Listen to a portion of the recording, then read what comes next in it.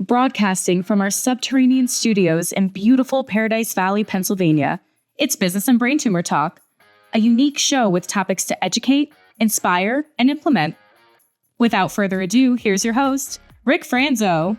Thank you, Amanda, and welcome to another edition of Brain Tumor Talk. Mostly brain tumor talk. We're not going to talk business right now. It is the business of brain tumors. And with us today, I am so fortunate to have Mindy and Ashlee from the American Brain Tumor Association with us. How you doing today, ladies? Wonderful. Thank you for having us. Yes, you can speak, Mindy. It's okay. I said thank you. Okay. Thank you for having us. So they're going to explain their roles as it pertains to the American Brain Tumor Association. It's a very large nonprofit that was founded when? In Chicago? 1973. So it's fairly new.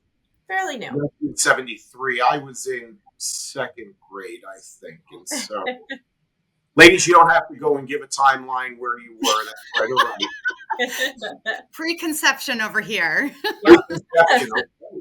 There you go. So we're going to be talking about a big event that's coming up on September 12th through the 14th in Chicago and virtually online. It's the annual conference, and they're going to fill us in. Ashlee and Mindy are key in creating the format for the conference, the agenda, the marketing, everything in between. And so, really happy to talk about that. I've attended and spoken at the conference in the past virtually.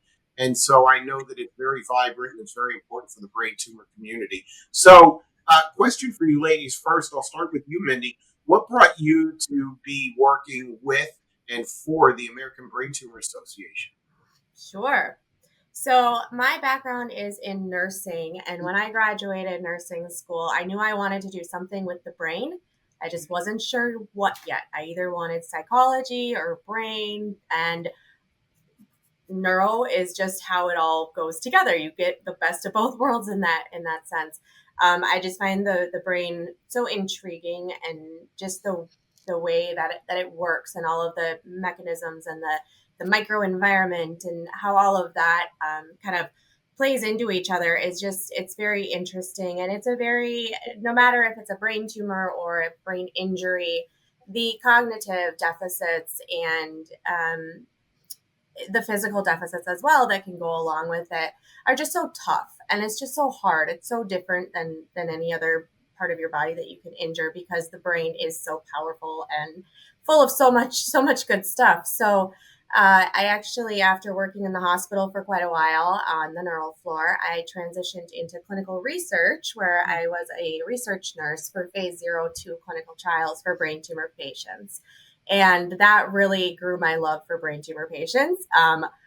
I don't understand it. I don't think I've met one mean brain tumor patient. They are so amazing and just so inspiring. And I was there. I had one-on-one, relationships with all my clinical trial patients, helping them through, just trying to find something to give them however many more months they could get. And after doing that for a while, I really realized that I wanted to do even more. I had the great one-on-one relationships with those patients, but I really wanted to see how I could provide more education, more support. And so that is what kind of drew me to the American Brain Tumor Association. And so I serve as the Director of Patient Services here, where I lead and support all of our patient-facing programs, education, services, support, everything like that. So it's great. We serve now over 230,000 patients a year, which is amazing.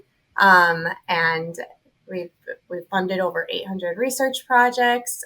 So I still get my hands a little bit dirty in the clinical trial world as well. So it's just great to be able to be there and support all those patients who are looking for something when they're newly diagnosed or further along in their journey, and they just don't know where to reach. That's really important. It's, of course, I know firsthand, but it's such a shock. And so you don't know where to go to get the most accurate information. There's information out there everywhere, but is it really accurate? Probably not if you're looking on some different things. And so You want to go where you can get the best information, the best advice, the best support, and the best care. And not just if you're a patient, but I talk a lot about caregivers. Um, they're the real, in my humble opinion, they're the real heroes. They're the champs. I couldn't be where I am without my wife. She's the rock. She has it way more difficult than I do because she's looking from the outside in and sees, just how intense and invasive it's been. Or I'm on the inside out, so I have a different kind of a viewpoint for it. So what I really appreciate about the ABTA is the support that we give. I think that's the most amazing facet of what it is. There's plenty of information out there, but what we do is we narrow in, and Mindy really leads the way with that. So thank you so much for everything that you do. Appreciate it. Just on the patient side for sure. Ashlee, you've been affiliated with the ABTA for more than a minute, but you don't work for the ABTA, correct? I do not work for the Yeah. ABTA. So how are you and your organization affiliated with it? Yeah, so I am a clinical neuropsychologist by training, so I am in the medical field. I work at Virginia Commonwealth University in Richmond, Virginia. A clinical neuropsychologist is really just a fancy word for somebody who assesses thinking and emotions and behaviors before and or after any kind of medical incident or diagnosis that affects the brain. And obviously that is very largely seen in people who are diagnosed with brain tumors.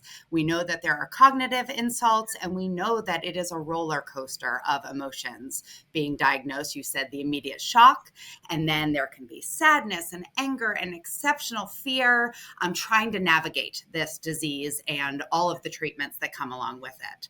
And so my role as a medical provider and also a researcher is to try to improve the quality of life of our patients and their loved ones throughout this disease trajectory, the journey or the path, whatever we want to call it, to really ensure that while the scientists are striving to find a cure, that we are ensuring that the quality of life is as high as possible.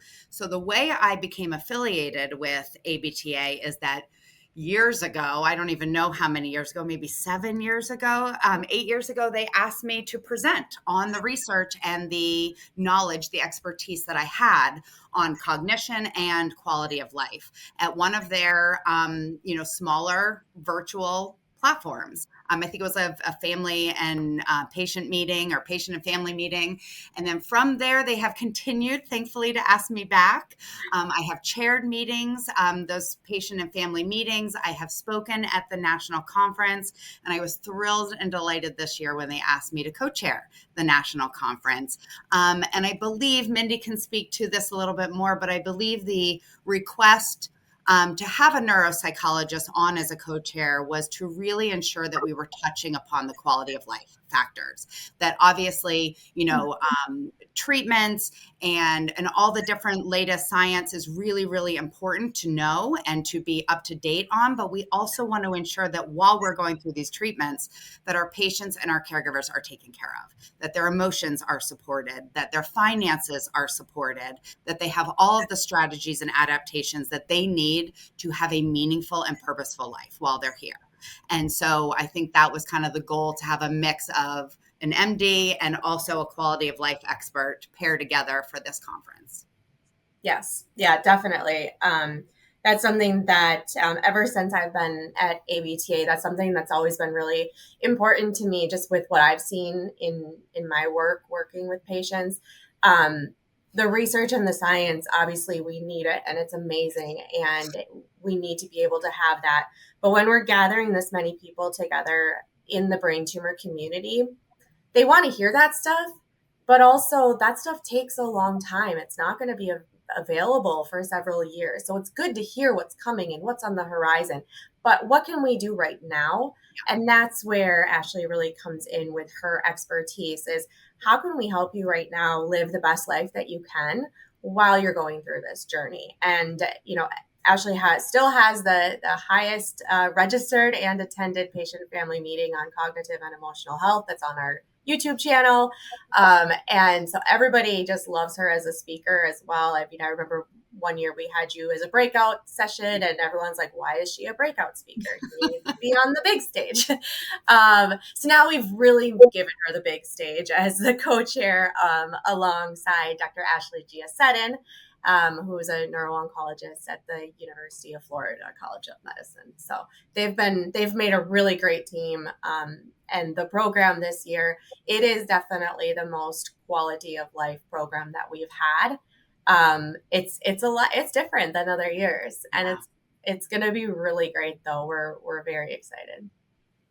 I really love that kind of the dynamic where everything is evolved. There's always the research and the trials, and of course they're so key to our survival. But really taking care of the person, the patient, the family, the emotions.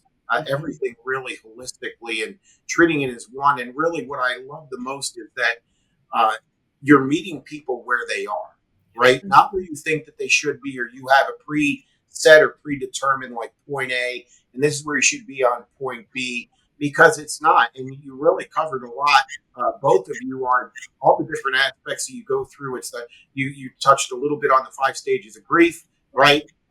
Some people get kind of in that hamster wheel where they don't move forward from a certain stage, or they're impacted financially. I was very, very fortunate to not be impacted financially. And so that's where my service to others kind of came. It could have easily gone sideways or the other way. So what we're doing with the conference, in essence, is creating a platform, bringing people together, strength in numbers, giving them a voice, letting them know that they are heard and that there is assistance out there. All you have to do is just ask, really, because it's up to you. You can't make people come, and it affects personalities. And so we always talk about like the new me, right?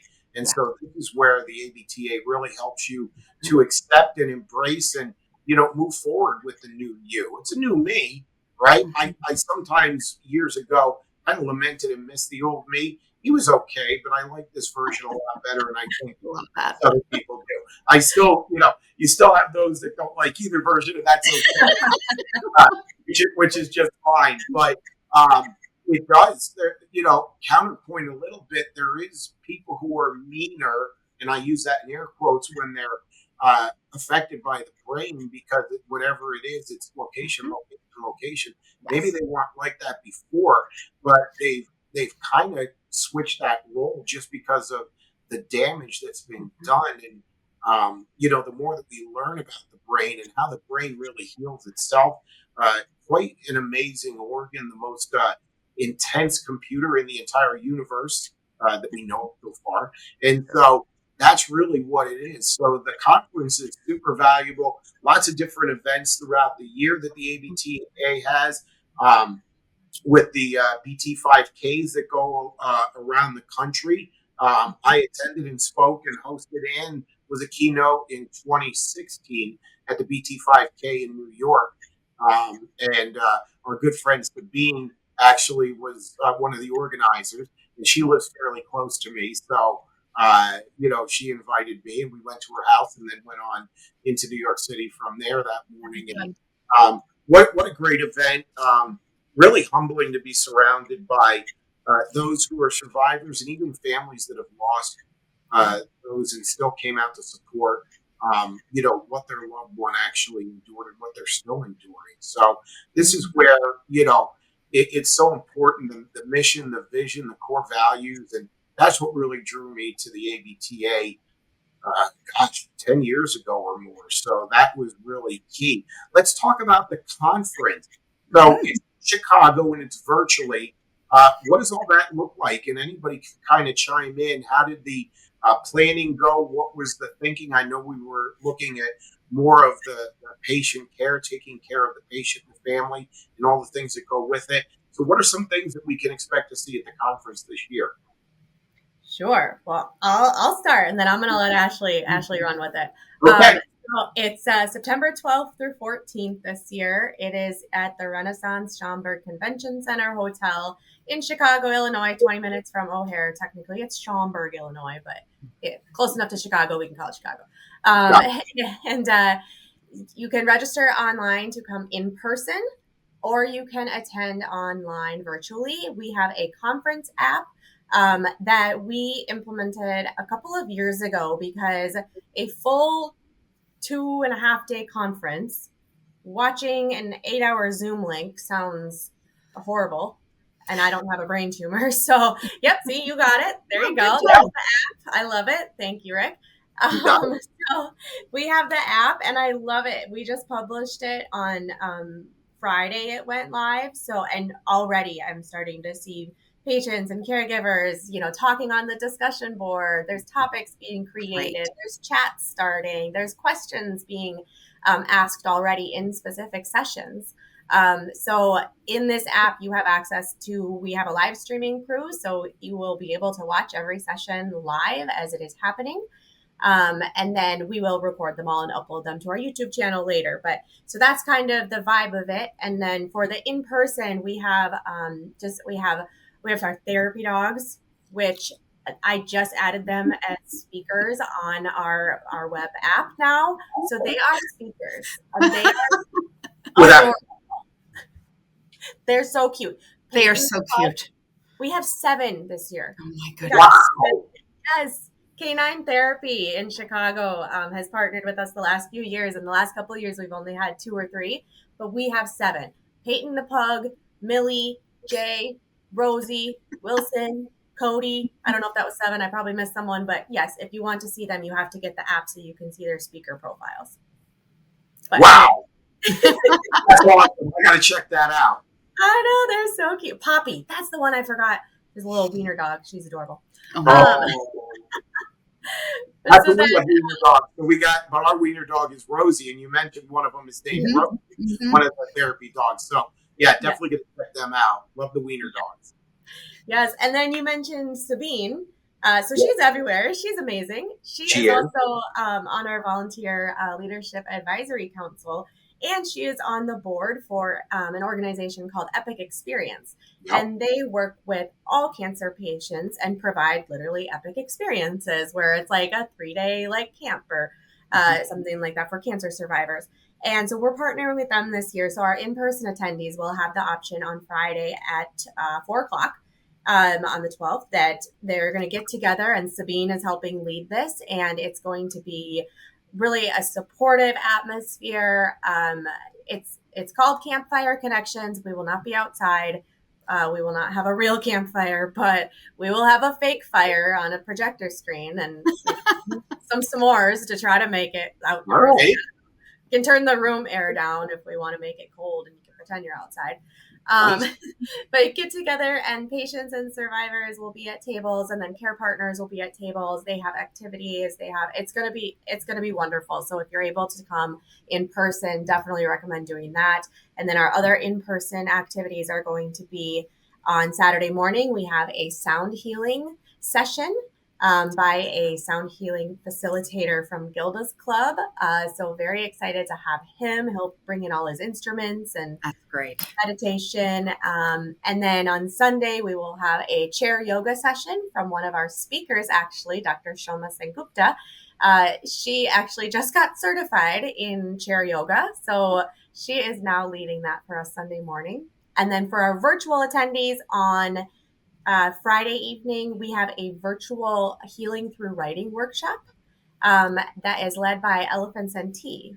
And they are a cancer support organization advocacy, and they will be leading a writing workshop for all of our virtual attendees as well. So those are kind of some of the activities sprinkled throughout the conference. But then I'll turn it over to Ashlee, and she can speak more to how the program has all come together and all the wonderful sessions that we're going to have. Yes. So we have spent months creating this program, reaching out to some of the finest in the nation to ensure that they are present and at this conference to speak to everybody in the audience, either in person or virtually. I have some amazing colleagues coming. We're so thrilled.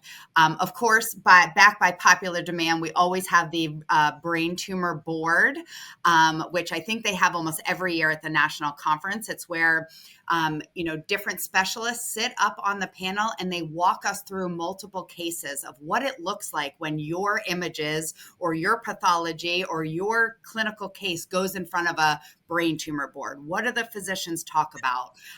How are decisions made? What discussions happen behind those closed doors for them to come back and tell you the report? So it really is a bird's eye view of what is going on at your own institution. And so we have a mock couple of those. And of course, we're talking about the latest in clinical trials and how to find clinical trials and what the research, where it's going and what we're hopeful for in the next couple of years. But we also, like we said, we have a lot of the quality of life talks. We have talks about cognition, specifically on what can you do today after you leave this session to change your life and help your brain work better. We have a whole session, which is usually a breakout, meaning you're in smaller groups. On caregivers, we brought it to the main stage this year because we know how important, Rick, which you mentioned, the caregivers are in this path, in this journey, and they are vital. And we really wanted to shine light on the caregivers and how do we ensure that we are also caring for those caregivers. We have discussions about finances. Where is there support in your local community to help you with financial distress? We have talks about difficult conversations. Relationships change after a brain tumor diagnosis. And how do we bring up these tough conversations and still connect with those that we love? We have a whole presentation on intimacy. And how does that change after a diagnosis? And how do we rekindle with those that we love? I'm excited to bring one of my patients alongside with me to talk about scanxiety and the fears that the tumors are going to come back and what happens when it does. We have a new intervention that we've created that I'm going to talk about called Fearless in neuro-oncology in hopes that we can provide this care to, again, patients and caregivers to help reduce the scanxiety that most of our patients and caregivers talk about each and every scan that they are required to have for the rest of their life. So really, I just feel like you think of the topic and we have somebody coming to talk about it. It is truly a beautiful, beautiful agenda. It sounds so amazing. Almost everything really, it really hit me in different areas. The scanxiety is it's still real for me. I'm on a 2-year program, so 2 weeks ago I scheduled with the neuro-oncologist, the radiation neuro-oncologist, and scheduled my MRI for February and my appointment with him.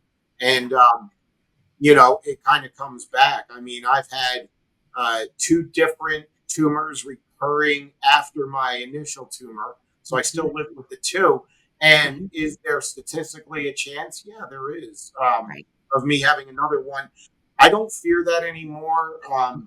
Being always was really, when I met her, that was a game changer for me. And she said, we are a statistic of 1.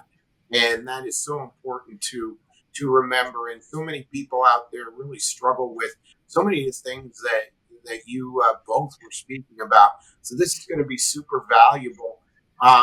What does it look like post-conference? Like, what are some of the resources, like next steps you had talked about? What are some things that we can expect to see as like follow-up and things like that, if that's a fair question?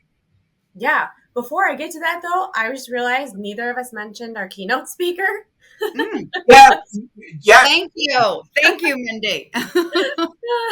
So our keynote speaker this year, we're very excited to have Jason Tharp. He is a 4-year glioblastoma survivor. And just full of hope and strategy. He is a thriver by definition. Thriver, yes. He's amazing. I got to meet him in person at a conference earlier this year for the first time, and he's going to be just great, just full of life and providing strategies for building resilience and overcoming challenges. So definitely do not want to miss that one. And then the other thing one of the other great events happening is our cocktail reception. And on Saturday evening, we have a pediatric brain tumor survivor, Ryan Neal, who's a music songwriter, producer, and also known for his time on The Bachelor, Listen to My Heart season. He was a contestant, and he came and played his guitar and sang last year for us. Good. Yes, so good. He's amazing. So he's coming back as well. He'll also be playing the piano during breaks and things like that. So that was just a blast last year, just to see everybody kind of just let their hair down. And we had people dancing and requesting songs, and it was a great time. I can't wait now. I probably missed him. I watch almost every episode of The Bachelor. And so this will be a good opportunity to maybe catch up a little bit. Yes, exactly. It's the music. It's the music version. So it's actually, it's not as, I don't know. Dramatic. Juicy, maybe. Not as dramatic. But it still has its parts. But it's good. It's good. But it's weird knowing somebody on it. Yeah, that's kind of unique for sure. Definitely. Yeah. Sounds like an amazing lineup, amazing agenda, just an amazing time. And so for the follow-up, what are some things that are going to be happening? And good thing you brought up the keynote, because that is important. I totally flaked on that one too. Yeah, so after conference, so the app that we use, people who have registered will still have access to that app up until December 14th. So it's available for 3 more months. So all of our sessions will be recorded and available to rewatch on the app. Some presenters may have some resource handouts or some documents that they will upload to their session that people will have access to. Once the YouTube videos are all uploaded, we will send an email when those are ready so that everyone can see it on our YouTube channel. And then everything within the app you can still use. So you can still connect with people and chat with people. You can still ask us questions through there. So that's probably one of the great things about the app. Yeah, and not only connect with other patients and loved ones, but even the speakers. What's great about this app is there's a whole area where you can ask questions to the experts. And this is for those that are, in attendance, but also the virtual participants as well. And the providers or the experts will go back on through the app and answer the questions, so you can continue your dialogue and have any follow-up questions answered while the app is still up and open. And we do encourage that our speakers continue to go on there and monitor those to make sure all the questions are answered. That's fantastic. I think the only thing left is, how do we register for this? Sure. Go to abta.org/national-conference and click register now. Pretty simple. Pretty simple. In person and a virtual button. In person is only $40. Virtual is completely free. It's great. Ashlee and Ashlee have done an amazing job. And also, of course, didn't even mention, but Emily is my senior program manager. She runs the show. She does. This girl is like, I don't organized. Oh yes, she keeps everybody on their toes. She every venue we've been at, they're like, nobody has provided me this much detail before. This is amazing. So and one final shout out before we go is, as a academic provider, I go to a lot of conferences annually, all over the world, presenting on our research, learning about new techniques to bring to my patients. This is by far my favorite conference that I've ever attended. And it is because it is the only place that is directly for the patients and the caregivers. So us as providers, we're able to come and actually talk to the people that we're trying to help and ensure that everything that we have, we are giving to them in this meeting to support their lives while they're going through this challenging diagnosis. So it is so amazing, so heartfelt, and I just cannot speak highly enough about the ABTA and what they put on during this national conference. Fantastic. Ashlee, Mindy, thank you so much for joining us, and we will post the links on how to register for this amazing conference going on for the 12th through the 14th of September. Thank you so much for your time and joining us today to talk about all things brain tumor and ABTA, and really taking care of the brain tumor community as a whole. Appreciate you guys very much.